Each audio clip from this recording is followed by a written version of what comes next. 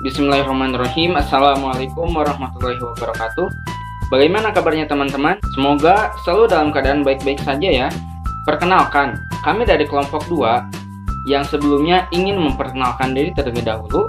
Perkenalkan, nama saya Muhammad Irfan Adriansyah dan saya juga ditemani oleh Gina Fauzia Hamimah dan Syalwa Putri Cikal Amalia. Nah, pada kesempatan ini kami akan mempresentasikan mengenai kurikulum pendidikan dan pembelajaran IPS di negara tetangga kita, yaitu negara Malaysia. Seperti apa sih kurikulum pendidikan dan pembelajaran Malaysia di sana? Penasaran kan? Stay tune terus ya!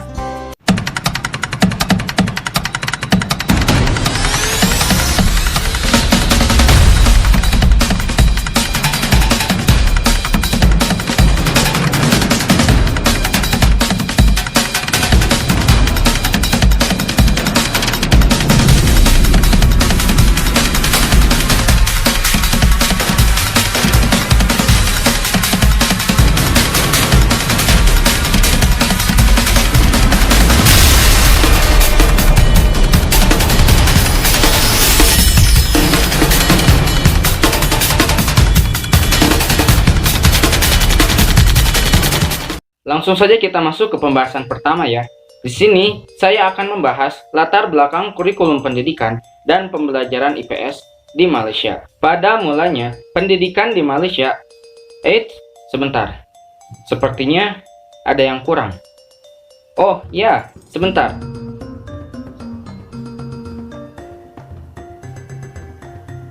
Wah, kami sudah berubah. Oke, kita lanjut ya ke pembahasannya.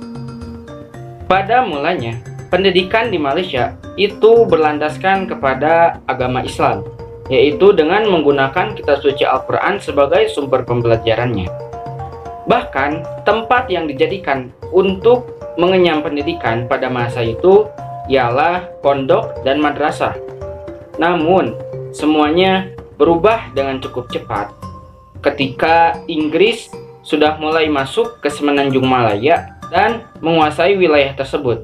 Sedikit demi sedikit, Inggris mulai menetapkan sistem pendidikan yang berdasarkan sistem pendidikan Inggris, yang dimana pada saat itu bangsa Inggris menggunakan bahasa Inggris sebagai bahasa utamanya, yaitu tidak lain dan tidak bukan adalah untuk membatasi orang-orang Melayu, karena bangsa Melayu saat itu kurang dapat menguasai bahasa Inggris.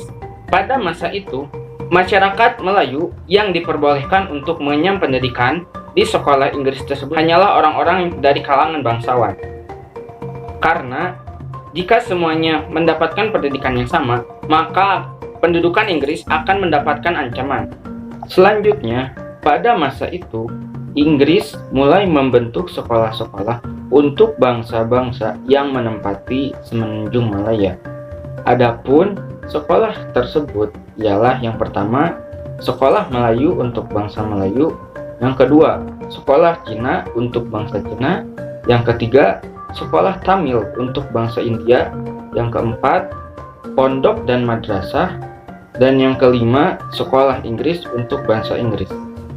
Namun, pada pelaksanaannya, sekolah yang benar-benar diperhatikan oleh Inggris pada masa itu tentunya ialah sekolah Inggris dan sekolah Cina, sehingga bangsa India dan bangsa Melayu atau bangsa pribumi di Semenanjung Malaya itu mengalami ketertinggalan pendidikan. Nah, setelah kemerdekaan Malaysia yang diraih pada tanggal 31 Agustus tahun 1957, Malaysia sedikit demi sedikit mulai memperbaiki peradabannya melalui beberapa aspek yang salah satunya bidang pendidikan. Pada tahun 1971 hingga 1975, Malaysia mulai merancang sistem pendidikannya yang berorientasi kepada persatuan warga Malaysia dengan menyebarluaskan pendidikan dan memastikan semua warga Malaysia mendapatkan pendidikan, serta untuk mempersiapkan tenaga rakyat untuk negaranya dan untuk memperbaiki kualitas pendidikan Malaysia yang berdasarkan kepada sains dan teknologi. Pada tahun 1980-an, bangsa Malaysia dan Indonesia bekerja sama dalam bidang pendidikan, di mana pada saat itu banyak guru Indonesia yang diperbantukan untuk mengajar di Malaysia. Namun setelah kerjasama selesai, Malaysia tampaknya mulai berani untuk merancang, untuk menyusun dan untuk menggunakan sistem pendidikan yang benar-benar sesuai dengan karakteristik negaranya.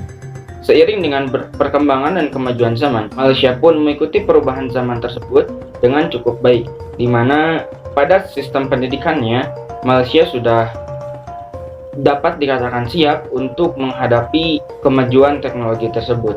Dan pada pelaksanaannya pun, pendidikan di Malaysia itu melibatkan beberapa universitas terkemuka di dunia.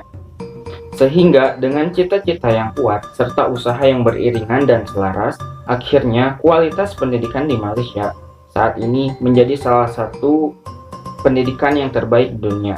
Selanjutnya, untuk mengetahui lebih jauh mengenai pembelajaran IPS di Malaysia serta pengimplementasiannya, selanjutnya akan dijelaskan oleh Syawal Putri Jikal Amalia dan Gina Fauzi Hamimah.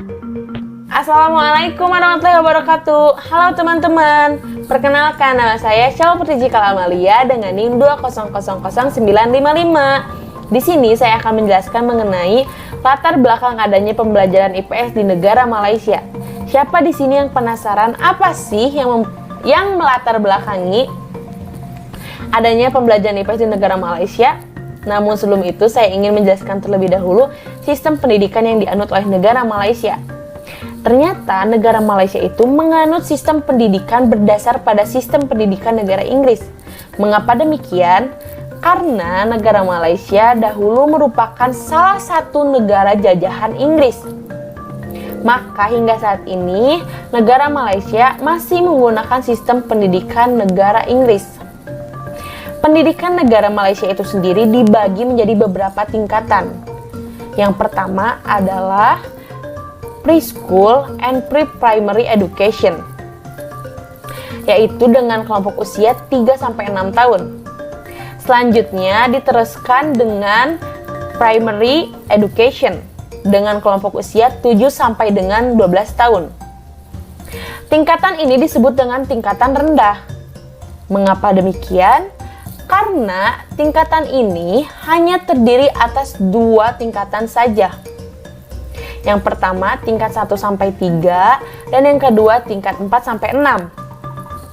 Selanjutnya diteruskan dengan secondary education dengan kelompok usia 12 sampai 17 tahun dengan 2 tingkatan sekolah, yaitu sekolah menengah rendah dan sekolah menengah atas. Siapa di sini yang penasaran? Apa sih nama IPS atau apa sih istilah IPS dalam bahasa Malaysia atau dalam negara Malaysia? Dalam negara Malaysia itu sendiri, IPS disebut dengan istilah kajian tempatan. Kajian tempatan merupakan istilah yang sudah ditetapkan atau digunakan pada setiap kurikulum yang ada di negara Malaysia. Definisinya pun telah dijelaskan dalam kurikulum di negara Malaysia, yaitu kajian tempatan merupakan mata pelajaran yang membicarakan dan mengkaji tentang interaksi manusia dengan manusia serta manusia dengan alam persekitarannya melalui aktiviti kemahiran belajar, kemahiran berpikir, serta kemahiran sosial. Kurikulum kajian ini bertujuan untuk membentuk rakyat Malaysia yang bersatu padu, hidup dalam masyarakat yang mempunyai nilai moral serta etika, mengamalkan demokrasi, penyayang, progresif, sejahtera, serta bersemangat patriotik. Selaras dengan filsafat pendidikan kebangsaan bahwa kurikulum kajian tempatan mampu melahirkan atau menciptakan manusia yang berilmu serta beramal, harmonis, serta berketerampilan yang tinggi. Mata pelajaran kajian tempatan disesuaikan dengan struktur kurikulum bersepadu sekolah rendah KBSR di negara Malaysia. Organisasi kurikulum pelajaran kajian tempatan ini terdiri atas 3 program yang dimulai pada tahun ke-4 hingga tahun ke-6. Kandungan mata pelajaran kajian tempatan di Malaysia ini terdiri atas 3 ruang lingkup. Yang pertama, yaitu keluarga, rumah, jiran atau tetangga, serta sekolah. Yang kedua, yaitu kawasan tempat tinggal, pemukiman, daerah atau jajahan, bahagian, serta negeri. Yang ketiga itu negara, yaitu negara Malaysia itu sendiri. Perkenalkan, nama saya Gina Fauzia Hazimah dengan NIM 2000223. Selanjutnya, penerapan pembelajaran ilmu pengetahuan sosial sekolah dasar di negara Malaysia. Pembelajaran IPS di Malaysia atau yang disebut dengan kajian tempatan diajarkan pada tingkat sekolah dasar yang hanya dilaksanakan pada tahap 2 saja. Jadi, pada sekolah dasar level 1, yaitu pada tingkat 1-3, pembelajaran kajian tempatan tidak menjadi sebuah mata pelajaran yang utuh. Salah satu pelajaran kajian tempatan ini yaitu sejarah.